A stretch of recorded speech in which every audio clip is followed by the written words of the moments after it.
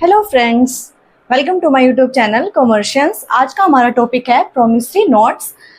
Promissory notes क्या है? जो बिल ऑफ एक्सचेंज से रिलेटेड, जो हमने लास्ट क्लास में किया था बिल ऑफ एक्सचेंज, उसी से रिलेटेड है। बिल ऑफ एक्सचेंज में जो ड्रॉई होता है वही इस प्रोमिसरी नोट में क्या होता है? मेकर होता है। उसमें क्या होता है? सेलर है, वो ड्रॉ करता है बिल ऑफ एक्सचेंज में कि एक डिसाइड करते हैं कि स्पेसिफाइड अमाउंट है जो उसने जितने उसकी गुड्स बाय वगैरह की हैं वो उसको पे करनी होती है, वो एक्सेप्टेंस रिक्वायर्ड होती है उसमें, ठीक है, ड्रॉई की। लेकिन इसमें क्या होता है? जो मेकर होता है, जिसने हमसे परचेजेस की हैं, गुड्स परचेज की हैं, वो क्या है? खुद सेल्फ एक राइट करता है, नोट साइन करता है खुद उस पे और प्रॉमिस करता है कि मैं एक जो स्पेसिफाइड अमाउंट है वो आपको एक पर्टिकुलर डेट मेंशन करते हैं उसमें, ठीक है, उस डेट पे मैं आपको ये अमाउंट पे करूंगा। उसको क्या बोलते हैं? Promissory note. इसमें कितनी पार्टीज होती हैं? मेकर होता है और पेई होता है। बिल ऑफ एक्सचेंज में 3 पार्टीज थी, लेकिन इसमें क्या है? क्योंकि इसमें जो एक्सेप्टेंस है, जिसकी जो पे करेगा हमें, वो खुद ही हमें राइट करके दे रहा है कि इतनी अमाउंट मैं आपको पे करूंगा, इसलिए इसमें मेकर और पेई 2 पार्टीज होती हैं ओनली, ठीक है। पेई कौन होता है? जिसको हमें पेमेंट करनी, जिससे हमने गुड्स परचेजेस की है। सेलर होता है जो, वो क्या होगा? हमारा पेई। फीचर्स होते हैं प्रोमिसरी नोट्स के, लाइक रिटर्न में हमें प्रॉमिस होता है कि एक स्पेसिफाइड अमाउंट है, जो अमाउंट है वो भी इसमें मेंशन होनी चाहिए। जो स्पेसिफाइड अमाउंट जितनी उसने पे करनी है वो उसमें मेंशन होनी चाहिए, ठीक है। It is a promise. ये प्रॉमिस है, ना कि ऑर्डर। बिल ऑफ एक्सचेंज में हम क्या करते हैं? ऑर्डर करते हैं, लेकिन इसमें क्या होता है? ये प्रॉमिस होता है। लाइक इफ ये गिवन है, इफ आई ओव यू 1000, इसमें ये मेंशन ही नहीं है कि प्रॉमिस है, ठीक है, कोई प्रॉमिस नहीं किया गया है हमें, इसलिए क्या है? ये प्रॉमिस नोट में अंडर नहीं आएगा। और क्या है? इफ अगर ये गिवन है, like I will pay you and pay you as soon as possible, तो भी ये प्रोमिसरी नोट नहीं होगा। क्यों नहीं होगा? इसमें कोई स्पेसिफाइड डेट मेंशन नहीं है कि इस डेट को मैं पे करूंगा, ठीक है, इसलिए क्या है? ये प्रोमिसरी नोट के अंदर नहीं आएगा। और क्या है इसके फीचर्स में? लाइक स्टैम्प जो होती है वो वैल्यू के अकॉर्डिंग होती है, ठीक है, like same in the bill of exchange. Bill of exchange में हम वैल्यू के अकॉर्डिंग स्टैम्प को लगाते हैं। क्या होता है कि हम किसी थर्ड पार्टी बियरर को हम ये पे अमाउंट नहीं कर सकते, ठीक है। क्यों? क्योंकि इसमें एक प्रॉमिस होता है, उसमें पर्टिकुलर जो पेई होता है उसका नेम मेंशन होता है पेई का, हम केवल उसी को प्रॉमिस करते हैं पे करने के लिए। इसलिए क्या है? बियरर होता है, कोई भी थर्ड पार्टी होती है, उसको हम ये पे नहीं कर सकते हैं, ठीक है।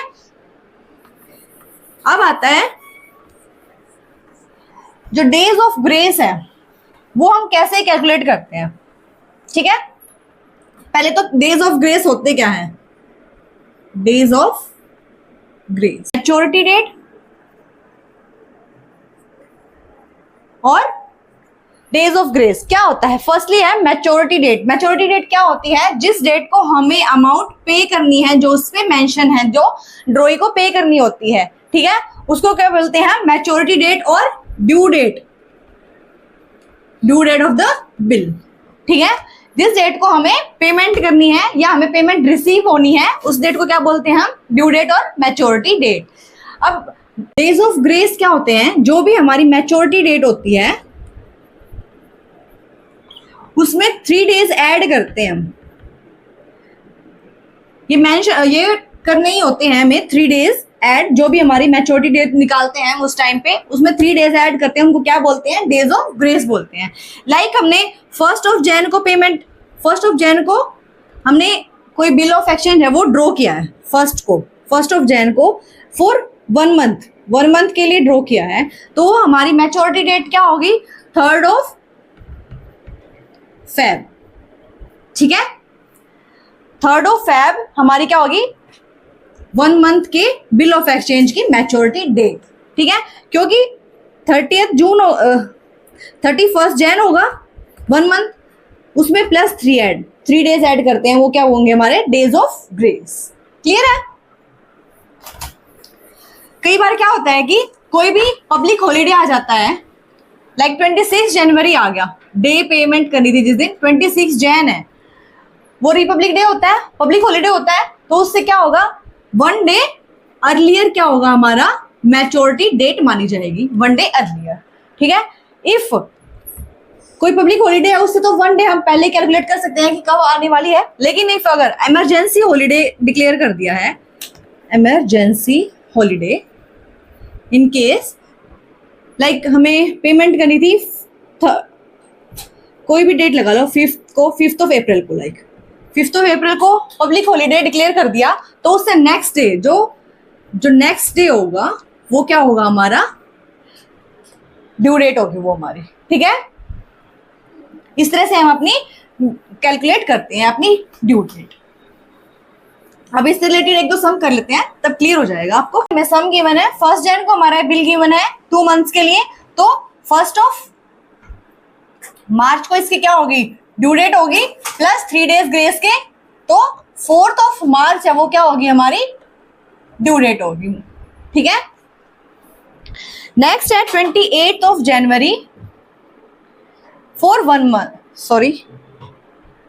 मंथ गिवन है। अब 1 मंथ 28 फेब को कंप्लीट हो जाएगा। ठीक है, उसमें 3 डेज ग्रेस के, तो 3 मार्च है वो क्या होगी, हमारी ड्यू डेट, मैच्योरिटी डेट होगी हमारी। नेक्स्ट गिवन है 30 जनवरी 1 मंथ के लिए। अब हमारी क्या है 30 जैन को, लेकिन फेब में तो हमारे 28 डेज ही होते हैं। ठीक है, तो 28 डेज में हम 3 डेज ऑफ ग्रेस ऐड करेंगे यहाँ पे। इसमें हम अगले 2 डेज ऐड नहीं कर रहे हैं, 1 मंथ का है तो फेब को हम एज 28 डेज को ही हम 1 मंथ यहाँ पे कैलकुलेट करेंगे, और 3 डेज ग्रेस के ऐड करके जो 3 मार्च होगी वो हमारी क्या होगी, मैच्योरिटी डेट। क्लियर है। नेक्स्ट हमें गिवन है 30 अप्रैल फॉर 2 मंथ्स के लिए।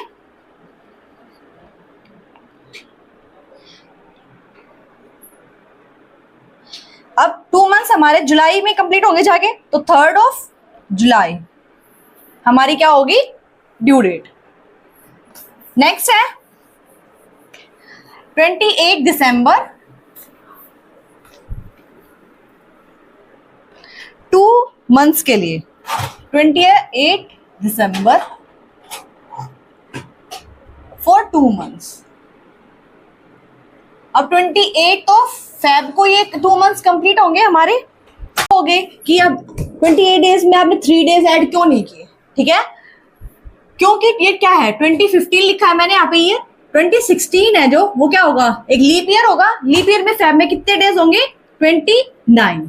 ठीक है, 28 को हमारे 2 मंथ्स कंप्लीट होंगे, तो 29 प्लस 2 डेज मार्च के, तो क्या हो गए, इसलिए हमारी क्या है 2 मार्च है वो क्या है, हमारी ड्यू डेट है इसमें। ठीक है, ये पॉइंट्स भी कंसीडर करने हैं कि कोई लीप ईयर बीच में आ रहा है तो हम उन डेट्स के अकॉर्डिंग ही अपनी ड्यू डेट निकालेंगे। ठीक है, नेक्स्ट है हमारा बिलेट साइट। बिलेट साइट क्या होता है, मतलब ऑन डिमांड। ऑन डिमांड कि जब जैसे कि जो मेकर है उसको जब पे कहेगा उसे, तब उसको पेमेंट करनी होगी। लेकिन इसमें क्या होता है कि जो डेज ऑफ ग्रेस होते हैं उनको हम ऐड नहीं करते हैं। ठीक है, क्योंकि ऑन डिमांड है, उसमें हम जब उसने बोल दिया जिस डेट को कि आज पेमेंट करनी है तो उसको आज ही करनी पड़ेगी। ठीक है, ऑन डिमांड होते हैं, उनको क्या बोलते हैं, बिल एट साइट। आगे है बिल आफ्टर डेट। क्या होता है, जब जैसे कि 1 जैन को हमने बिल इशू किया, बिल इशू किया है 1 जैन को, और उसके 2 मंथ्स के लिए, 2 मंथ्स के लिए, लेकिन जो एक्सेप्ट किया है उस बिल को वो क्या है 15 जैन को एक्सेप्ट किया है उसने। ठीक है, लेकिन इसमें क्या होगा, डेज ऑफ ग्रेस को भी ऐड करते हैं हम इसमें। ठीक है, days of grace are added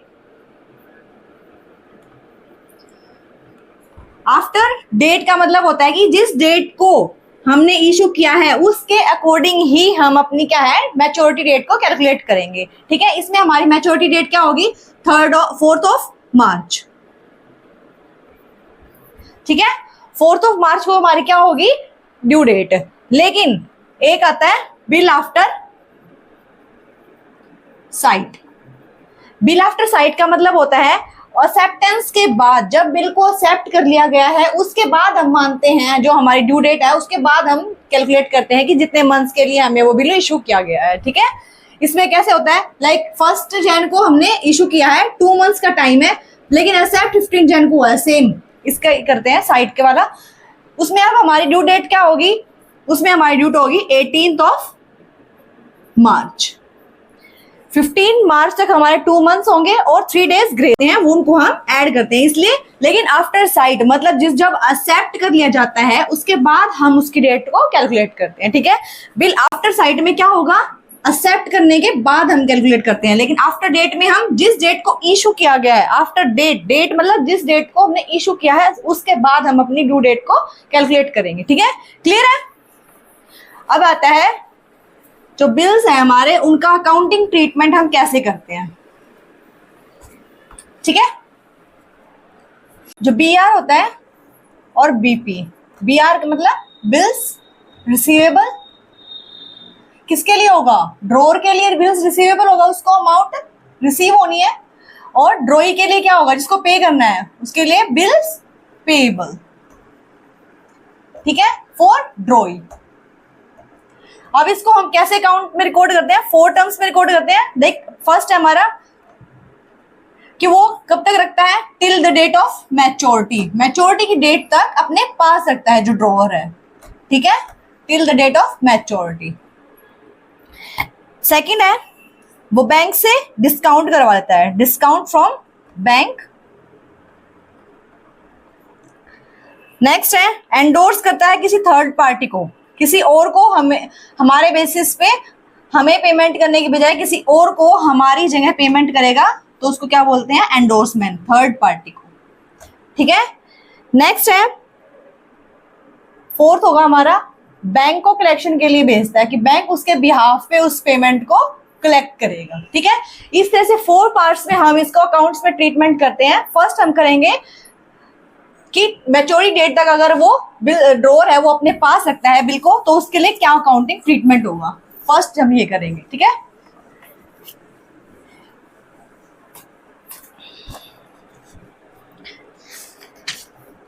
इसके लिए क्या एंट्रीज होंगी, जो जनरल एंट्रीज होंगी वो दोनों की बुक में दिखाएंगे, लाइक ड्रॉअर की भी और ड्रॉई की।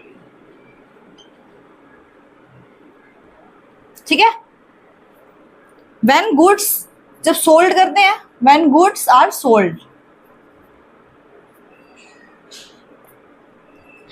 एक्स और वाई है, कोई भी एक्स ने वाई को सेल किए हैं तब, तो ड्रॉअर क्या कौन होगा, एक्स होगा, उसने सेल किए हैं। ठीक है, तो उसके बुक्स में क्या एंट्री होंगी, Y account debit to sales, क्योंकि उसने सेल्स की है इसलिए सेल्स अकाउंट को हम यहाँ पे क्रेडिट करेंगे। ठीक है, ड्रॉई की बुक में क्या एंट्री होंगी, purchases account debit to X. ठीक है, इससे हमने परचेजेस किए हैं, परचेजेस अकाउंट को हम क्या करते हैं, डेबिट करते हैं। नेक्स्ट है when x received a bill, x ने क्या किया है, रिसीव किया है बिल को। ठीक है, और एक्सेप्ट किया है किसने, वाई ने, तब क्या एंट्री होंगी, bills receivable account debit to Y. Bills receivable account हमारा डेबिट होगा, यहाँ पे क्या होगा, पेएबल अकाउंट आएगा, like X account debit to BP account, bills payable, short form में लिखेंगे हम अभी।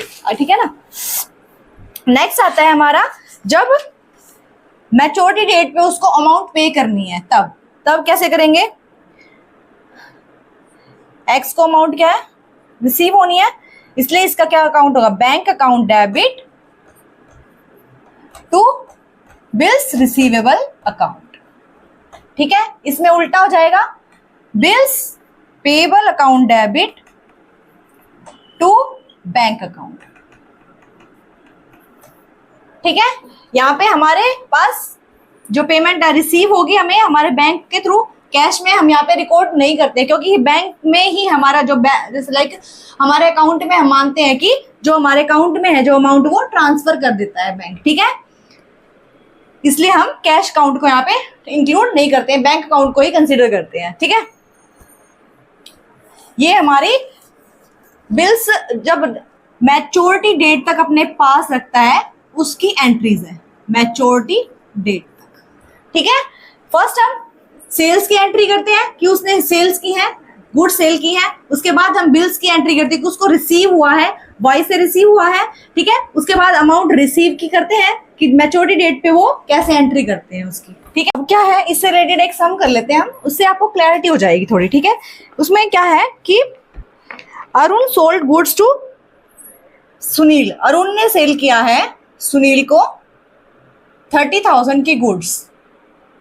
ठीक है, लेकिन क्या है 50% उसका जो 15,000 है वो सुनील ने इमीडिएट पेमेंट की है। ठीक है, एट द टाइम पेमेंट की है, तो अरुण ने उसको क्या किया है, डिस्काउंट प्रोवाइड किया गया है। कितना है, 2% का कैश डिस्काउंट रिसीव हुआ है इस पे। तो 15,000 का 2% कितना होगा, 300 का जो है वो हमारा क्या होगा, कैश डिस्काउंट। तो अब इससे रिलेटेड हम कैसे एंट्री करेंगे अपनी बुक्स में वो देखते हैं। फर्स्ट है सेल की एंट्री करेंगे हम, Sunil account debit to sales account. First हम सेल्स की एंट्री करते हैं, ये ड्रोअर की बुक में है। ठीक है, ड्रोअर की बुक्स में यहां कर लेंगे हम। फर्स्ट है 30,000 की होगी सेल्स की एंट्री, तो 30,000। नेक्स्ट है bank account debit, discount allowed account debit to Sunil. ठीक है, बैंक में हमें 14,700 300 का हमें कैश डिस्काउंट मिला है, तो 15,000 की उसने जो है पेमेंट कर दिया हमें। ठीक है, फर्स्ट हमें रिसीव हुई है, डिस्काउंट हमने अलाउ किया, इसको डेबिट करते हैं हम तो सुनील ने हमें पे किया है, इसलिए उसके अकाउंट को हमने क्रेडिट किया है। ठीक है, नेक्स्ट होगी हमारी एंट्री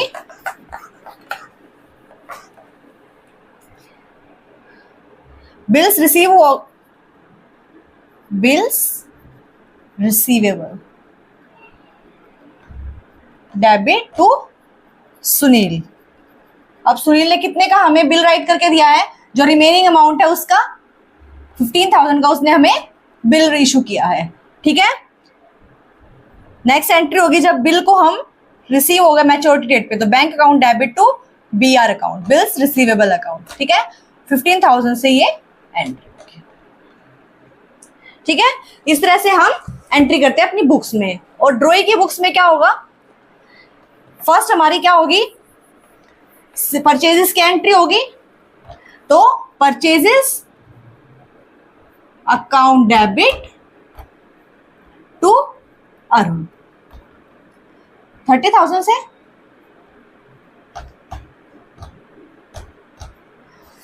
इसके बाद आती है कि जो बैंक से डिस्काउंट है तो उसको रिसीव हुआ है वो ड्रॉई को कि उसने इमीडिएट पेमेंट किया है, इसलिए क्या होगा, Arun account debit to bank account to discount received. ठीक है, 15,000 से अरुण को पेमेंट की है, लेकिन उस पर क्या है, रिसीव हुआ है हमें 300 का कैश डिस्काउंट। ठीक है,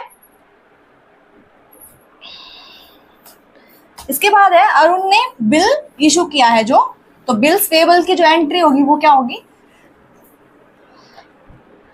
Arun account debit to bills payable account, 15,000 का उसने जो बिल इश्यू किया है, अब उसकी पेमेंट कर रहे हैं हम, तो क्या होगा, bills payable account debit to bank account 15,000 से। ठीक है, हमने बिल इशू किया है तो बिल्स पेबल अकाउंट का क्या है, क्रेडिट होता है, इसलिए हमने इसको अकाउंट को क्या किया, क्रेडिट। अब हमने उसकी पेमेंट की है बैंक के थ्रू, तो bills payable account debit to bank account, bank account हमने बैंक से हमने कितने 15,000 की पेमेंट की है, किसके लिए, बिल्स जो हमने इशू किया था उसके लिए। ठीक है, ये हमारी एंट्रीज होती हैं जब हम मैच्योरिटी डेट तक बिल को रखते हैं। इफ बिल को डिस्काउंटेड करवाया बैंक से तो उसके लिए हम एंट्रीज है वो नेक्स्ट क्लास में करेंगे, ठीक है। Thank you, please like share and subscribe my channel.